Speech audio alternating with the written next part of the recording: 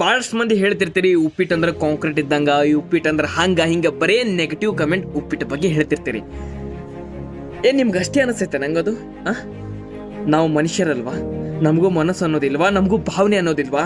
ನಮಗೂ ತ್ರಾಸ ಆಕೈತಿ. ಉಪ್ಪಿಟ್ಟು ನೋಡೋಣ ಮ್ಯಾಗಿನ ಉಸಿರು ಮ್ಯಾಗ, ತೆಳಗಿನ ಉಸಿರು ತೆಳಗ ಆಕೈತಿ, ಕೈಕಾಲು ನಡಗ್ತಾವು, ನಾಲ್ಗೆ ಒಳಗೆ ಹೋಗ್ತೈತಿ, ಕಣ್ಗುಡ್ಡ ಹೊರಗೆ ಬರ್ತಾವು, ತಲೆ ಹೋಗಿ ಗ್ವಾಡಿ ಗುದ್ಲೇನ ಅನಿಸ್ತೈತಿ, ಕೈಕಾಲು ತರ ಅಂತಾವು. ಒಂದೊಂದ್ಸಲ ಉಪ್ಪಿಟ್ಟು ತಿನ್ನೋ ಮುಂದೆ ಬಾಯಾಗ ಬುರ್ಗ್ ಬಂದು ಬೀಳ್ತೀನಿ.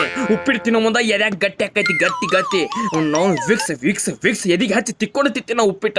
ಒಂದೊಂದ್ಸಲ ಉಪ್ಪಿಟ್ಟು ನೋಡೋಣ ನಾವು ಜೀವಾನು ಹೋಯ್ತೇನೆ ನಾವು, ನಂಗೆ ಹೆಣ ಬಿದ್ದಂಗೆ ಬಿದ್ದು ಬಿಡ್ತೀನಿ. ಹಿಂಗೆ ಯಾರಿಗೆ ಹೇಳು? ನಾವು ಮನ್ಯಾಗ ಹೇಳಿದ್ರೆ ತಿತ್ತಿರ್ತೀನಿ, ಹೊಯ್ಕೊತ್ತೋಗ ಮಗನ ಅಂತಾರ. ಕೆಲಸ ಇಲ್ಲ ಬಗಸಿಲ್ಲ.